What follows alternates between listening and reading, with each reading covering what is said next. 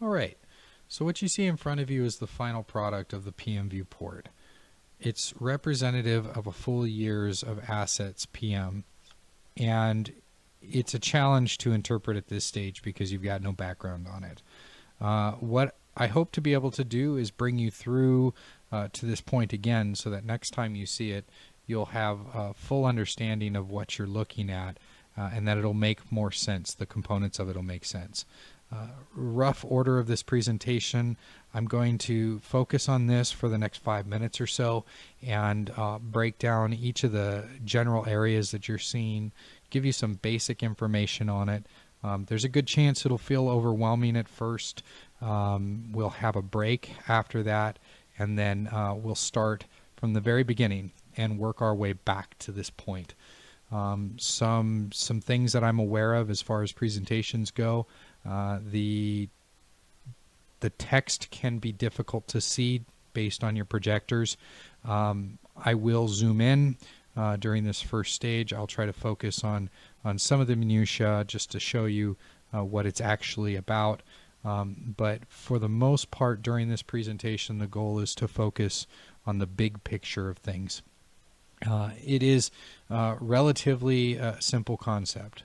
It's a little difficult to execute from a development standpoint in creating this tool, and also to present through DCS or any sort of a video footage, because it's difficult to respond to what concerns or questions people have. So that having been said, we'll be breaking up this particular presentation into segments, 5 to 15 minutes in each segment.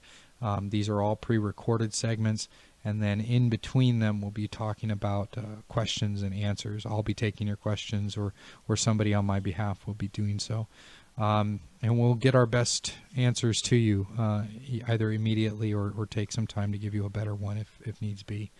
But that having been said, I'm going to start to focus in on this a little bit and describe to you first about the philosophy. About a year and a half ago, we were given guidance to take each of our shops' required PM and to break up the map of our bases by zones, and to make sure that those zones represented roughly equal annualized hours throughout the year. While that was a great way to get started in balancing our schedules, it was recognized that that wasn't sufficient for a completely balanced schedule. So that's why at JBear we decided to develop this tool to help ourselves with balancing this, and it quickly became clear that this was not just going to be an issue with our base, but generally speaking with all bases enterprise-wide. So that's the basic philosophy behind this tool. We want to be able to provide a way of visualizing or having a year-long perspective on your PM schedule, and by doing so it allows you to kind of make decisions about what assets are PM'd. Now what I'd like to do next is describe to you what you're seeing on the screen. Again, this is going to be an overview. I hope not to get too much into the weeds on this, but it'll help you in understanding where we're headed with each of the steps that we're about to take. On the left, you'll see that we have some information that's pretty specific. It's utility type stuff, configuration, calculators, and that's all that at this point you really need to know about. So we'll set that aside and we'll focus on the right. Here we have our primary piece of information that we're concerned about.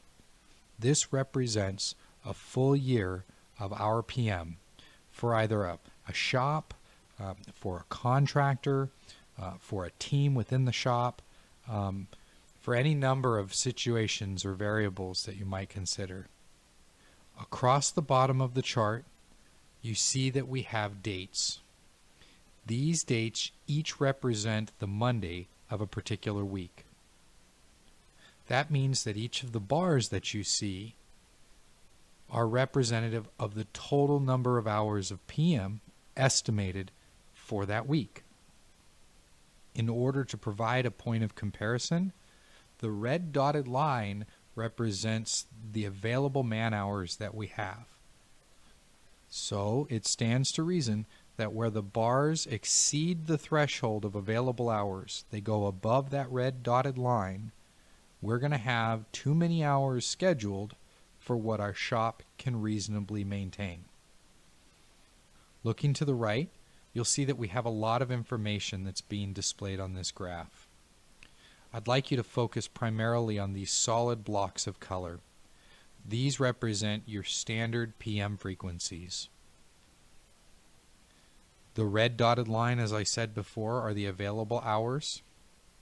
There's something called the monthly mark, and we'll see that in action later on. And then we have another category of bars. These do not have clear borders. They're not solid blocks. Instead, they represent, as you might guess, the extra annual type PM. The second graph that you see below has the same peaks and valleys, except that each of the bars is divided into different categories. For the top graph, we have frequencies, as I just covered. But for the bottom graph, we have zones. By combining the facility information from your assets with the zone information developed between the R&O section and your shops, you can use the same tool to both balance your frequencies and your zones. On the right, the legend has several zones allowable, though in most cases only 3 or 4 are needed. Again, you see the available hours and the monthly marker, but what's more, at the bottom, you see that instead of, as we had with the previous graph, we hash out any of the extra annual hours that apply to these zones. This all makes much more sense in practice. But as a brief overview, you should have enough information to generally understand that these charts represent a year's worth of PM, and that by looking at them, either one, the other, or comparing both, we can move hours around by moving dates associated with assets and thereby shifting PM throughout the year. Now that covers it for the brief description of what you're seeing in these charts. And again, we'll come back to this point, except next time we'll have the entire construct benefiting our understanding. The last topic that I'd like to cover before the end of this segment is how we use this information to make decisions. By looking at these graphs, I can clearly determine that 1 week, in this case the 2nd of March, has far too many hours to be accomplished and is not nearly balanced when compared to the rest of the year. When I look at the bottom graph, I see that I may have an opportunity here to shift my hours based on zones. If I perform PM on some Zone 1 assets a week earlier and some Zone 3 assets a week later, I may be able to bring this peak down in line with the rest of the year.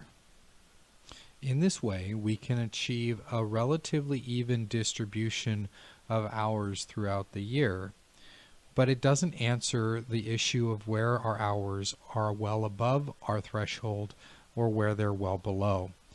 At the very end of today's presentation, we'll get into the mitigation strategy and how to resolve that. The fact is, there's no way to perfectly balance your PM schedule unless you have too many personnel to do the job.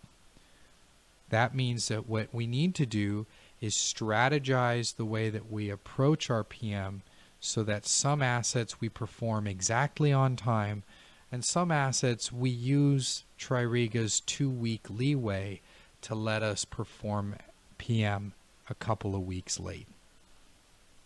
All of that is a conversation for the very end of it. Hopefully at this point you've got enough information to feel comfortable with what you're seeing, and we can now take a break for questions and comments, and at which time we'll follow up with the second segment of this presentation, actually populating this tool.